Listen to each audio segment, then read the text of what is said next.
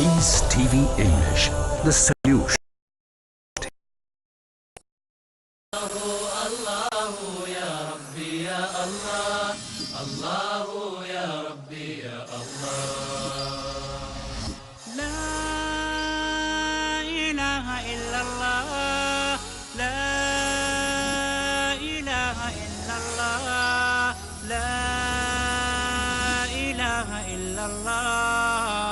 محمد رسول الله محمد رسول الله.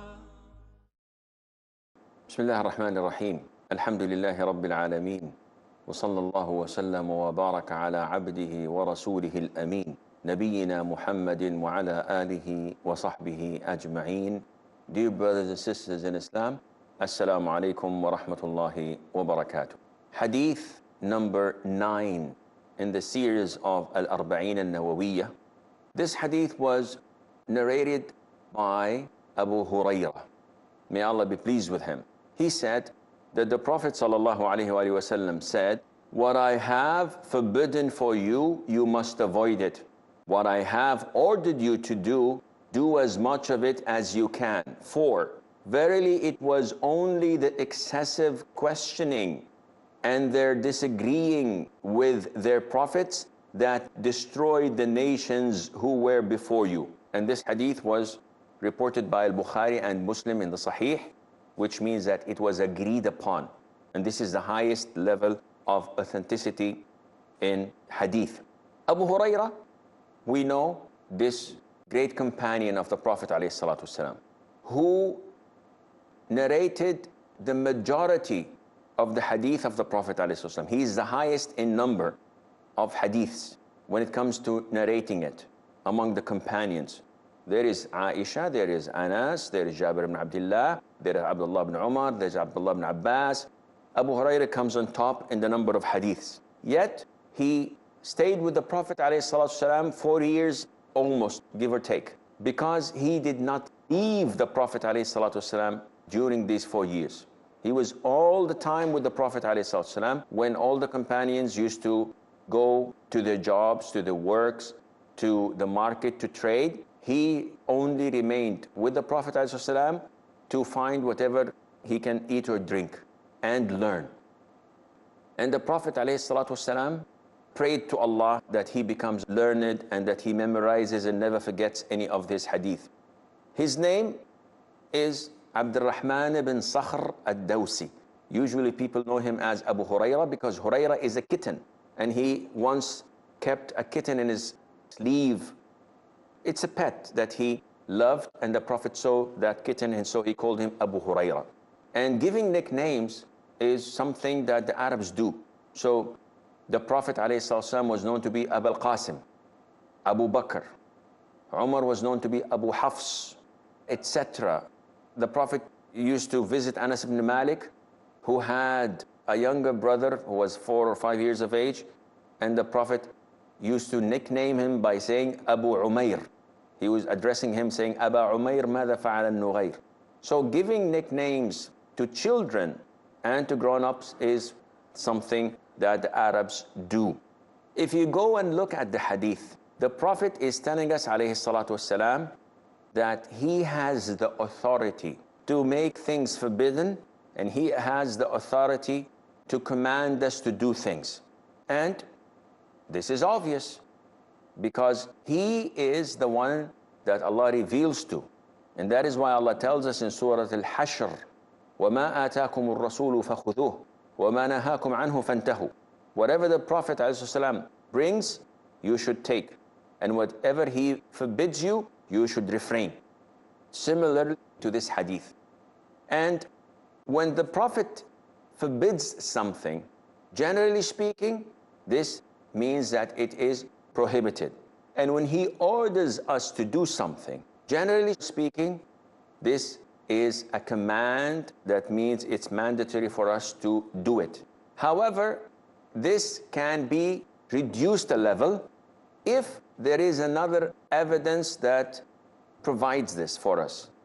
So when the Prophet tells us, alayhi salatu wasalam, do this, and another evidence comes to illustrate to us that it is not mandatory, then we understand that it becomes recommended.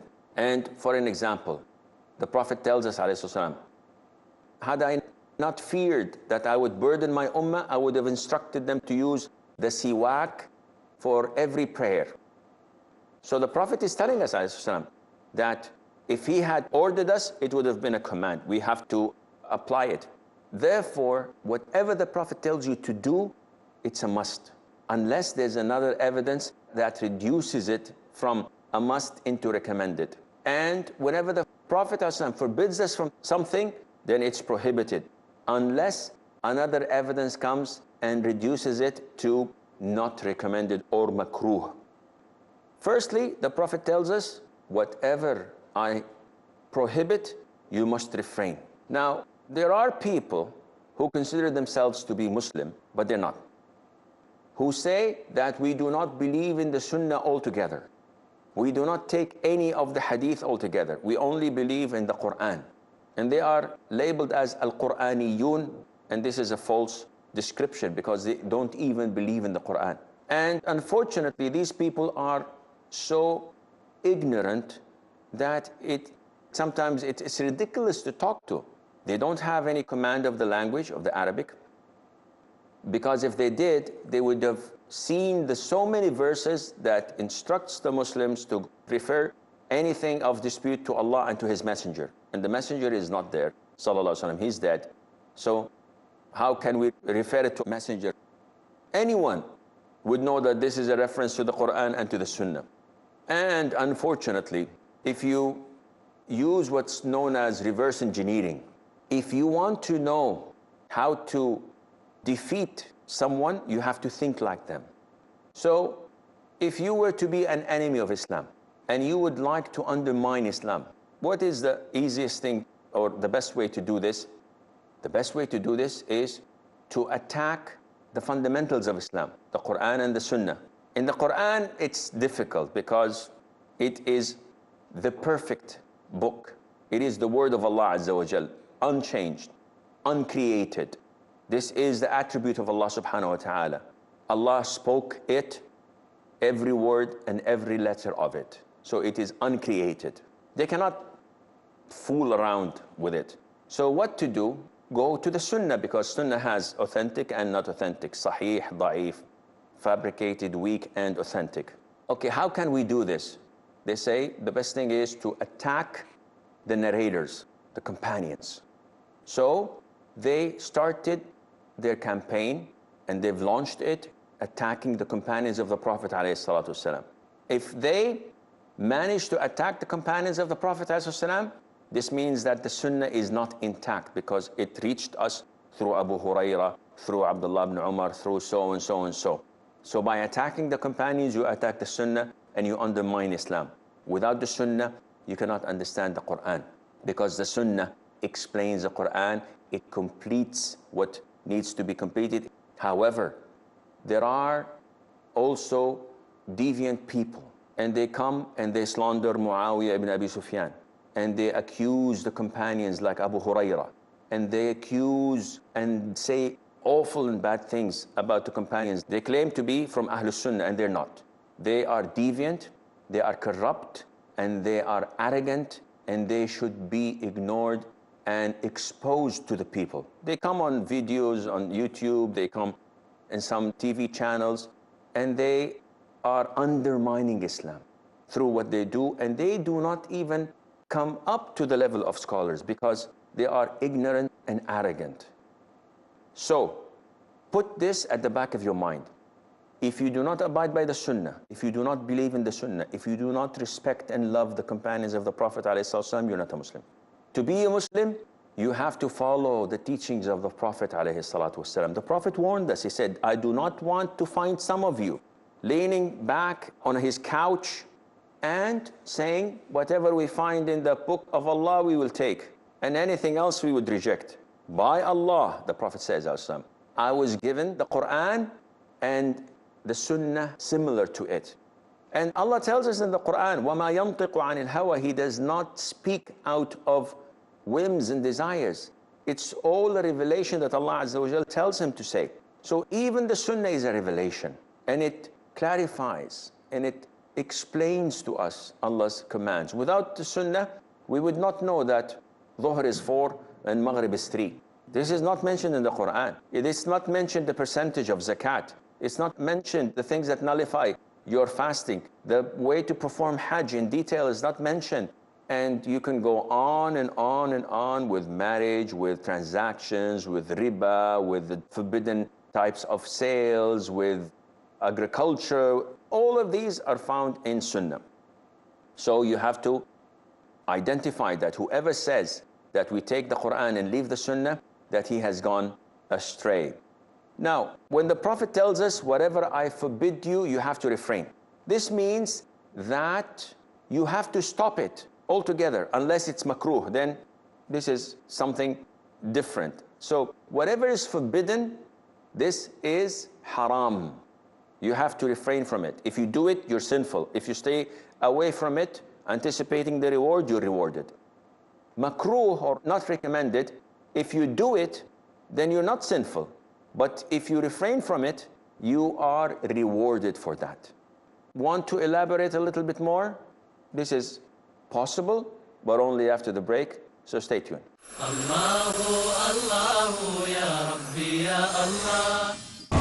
Let's come under the shade of the scholars. So the issue is a problem of knowledge. Asim Al-Hakim, Why do people do bid'ah? Imam Malik said, whoever claims there is a good innovation in the deen, Salim Al-Amri, he is accusing that Prophet Muhammad did not convey the message. Dr. Mamdouh Muhammad, If you know that the Prophet ﷺ did something and I do something else, you have to follow the Prophet ﷺ. Don't follow me. Abdul Rahim McCarthy, But if each one believes his goal is to please Allah, to follow the sunnah of Rasulullah sallallahu alaihi wasallam, Abdul Rahim Green, I think this really is to do with your internal state. Where does the Quran and Sunnah point to? Muhammad Al-Sharif. They have to follow what Allah and His Messenger said. Let's imbibe from these scholars the fruitful solutions for the problems of the world. Which one we would take and which one we would leave. Question to every Muslim. In the shade of the scholars. Tomorrow at 11:30 p.m. and repeat telecast at 12:30 p.m. Saudi Arabia on Peace TV. Where truth is hidden and misleading quotations create confusion. Where truth is hidden, lack of knowledge and wisdom cause upheaval and commotion. Where truth is hidden, manipulated scriptures and twisted facts emerge.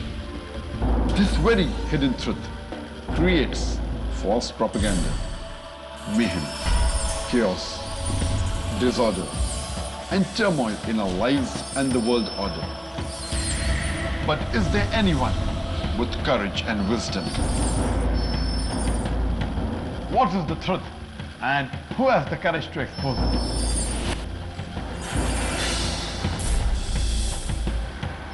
Because it's your right to know the truth. Watch Truth Prevail and Lies Perish in Truth Exposed by Dr. Zakir Naik tomorrow at 9 p.m. and repeat telecast at 7:30 a.m. Saudi Arabia on Peace TV.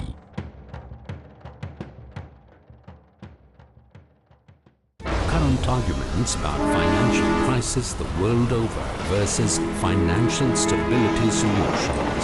You have $1, you're allowed to work in the financial markets maybe with 10. Muhammad Abdul Rahim. Or maybe with 100. What does Islam say about this type of leverage? Of course, Islam does not accept that. Sheikh Shadi Al-Sulaiman. Because you are dealing with something, first of all, you don't own it. And secondly, you don't know what you're buying and you're selling. It's unclear. Compound interest, debt burden, financial meltdown. The rich became more rich and the poor became very poor. This is the outcome of capitalism. Beckon Islamic finance solutions to prevent economic meltdowns. But Islam cares about both. And Islam does not stop someone from becoming rich. But at the same time, Islam doesn't want people to be poor. The Islamic finance is based on the Quran and the Sunnah. To grasp the scope, latest development and success in financial management, watch Islamic Finance next on Peace TV. Assalamu alaikum and welcome back. Forbidden things. Give an example. Whatever Allah tells us, do not do this. Whatever the Prophet tells us, do not do that, it's haram. For an example, the Prophet ﷺ once came with silk in one hand and gold in one hand. And he said, these are forbidden for males from my followers, of my ummah. Khalas. We as men cannot wear silk, pure silk that is. And we cannot wear gold, not in rings, not in watches, not in cufflinks, not in buttons, not in a key holder or keyring or whatever. It's completely prohibited for Muslims, for males. Definitely we cannot eat in utensils made of gold or in plates, etc. And the Prophet is telling us, ﷺ, whatever I order you to do, you must do as much as possible. Now, why is there a difference? If I prohibited you to do something, refrain. And if I order you to do something, do as much as possible. Scholars say because the things that we're forbidden to do are easy or are easier than the things we are instructed to do. Because when you are told not to do something, you don't have to do any effort. All what you have to do is not do it. But when you're ordered to do something, this may constitute a burden because it is an extra thing you have to do. And I'll give you an example. If someone tells you, do not enter this room, so simply, you're not going to enter it. You didn't do anything physical. You just did not enter through the door. But when someone tells you, carry this big rock, and it requires some effort from your side. Therefore, not to do is usually easier than doing. And when you look at the things that are prohibited compared to the things that are permissible, you will find that there are so many things that are permissible that overwhelms the things that are prohibited. Now, when the Prophet tells us something, we have to comply. We have to do it to the best of our ability. And that is why Allah says in the Quran, فَاتَّقُوا اللَّهَ مَا اسْتَطَعْتُمْ. Fear Allah to the best of your ability. So it is mandatory for us to obey the Prophet ﷺ to our ability. The Prophet says to one of his companions, pray standing up. So this is an instruction. We have to stand up. But if I'm sick, if I'm too old, if I have an injury, the Prophet says, pray standing up. If you're unable, pray sitting down. And if you're unable, pray lying on your side. So it goes down and down when it comes to commands. But when it comes to prohibition, you have to refrain. There are no excuses saying, okay, the Prophet told us about the first gaze. He told his companion when he asked him, O Prophet of Allah, what to do when a woman crosses in front of me? And the Prophet said, look the other way. Isrif basarak. Look the other way. So this is an instruction, it's a prohibition for you to look. And the Prophet says, you have the first gaze, not the second. The second is against you. So what is the first gaze? It's not like so many people, ignorant people think. You find a beautiful woman crossing the road and this man is doing this and is following, and he's going up and down. Akhi, what are you doing? You're not supposed to look like this. He said, the Prophet said, you have the first gaze. And this is the first glance. No, this is not the first glance. This is the 100th glance. He says, I didn't blink. No, the Prophet did not say anything about blinking. He said about the first glance, the first gaze is the minute you see something, you immediately look the other way around. Because you cannot walk looking downwards without seeing what's in front of you. You will hit a wall.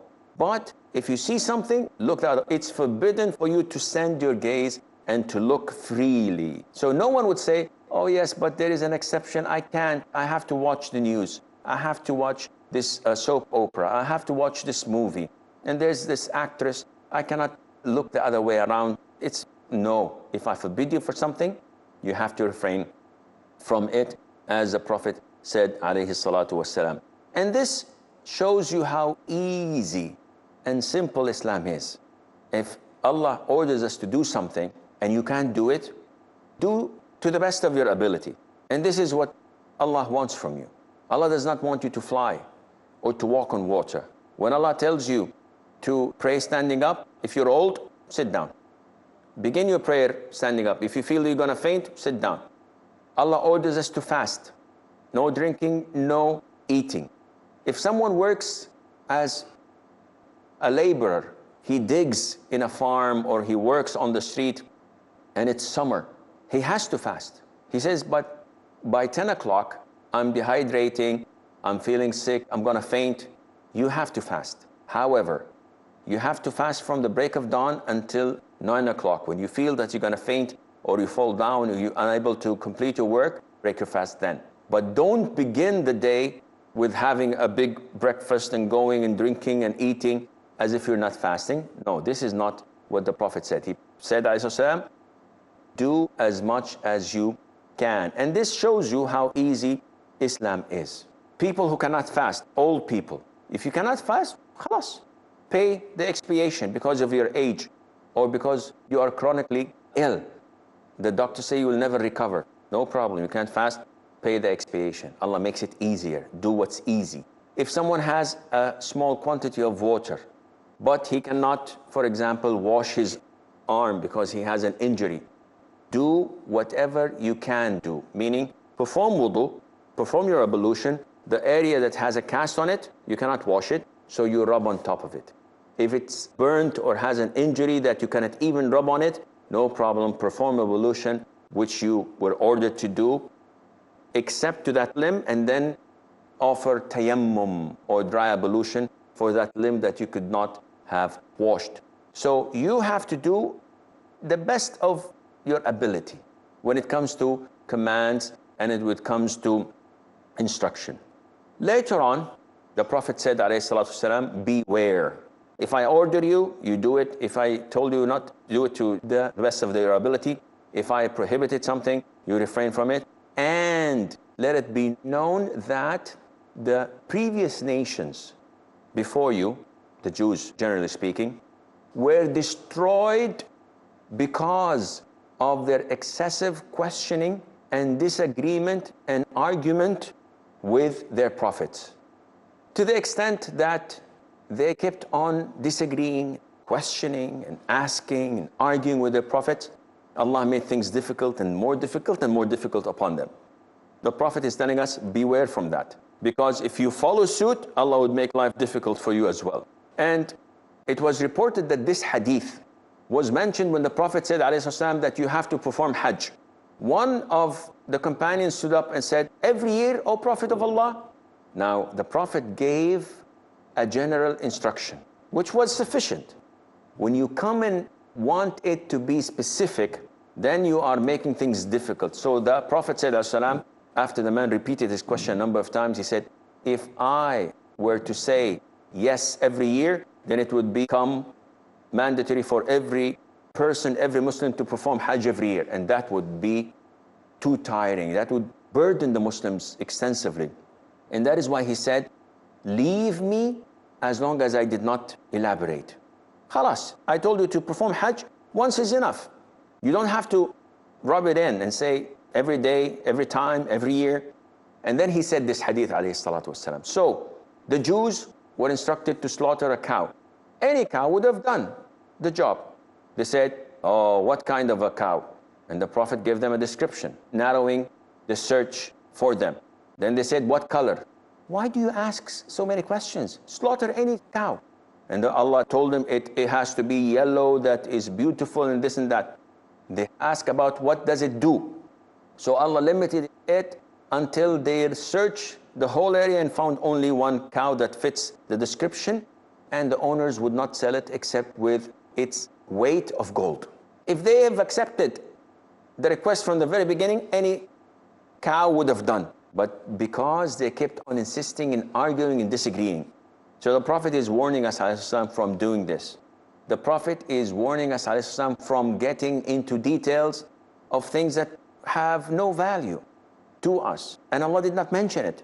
So when Allah tells us about His beautiful attributes in the Quran, we take it as it is. When Allah Azza wa Jal tells us about His face, about His hands, about His fingers, about His coming and descending to the lower heaven, about Him being happy, being angry, subhanahu wa ta'ala, we take it as it is. We don't beat around the bush and say, oh no, this is not meant. This is not like this. We don't say, these attributes are like humans. They are like this and like that.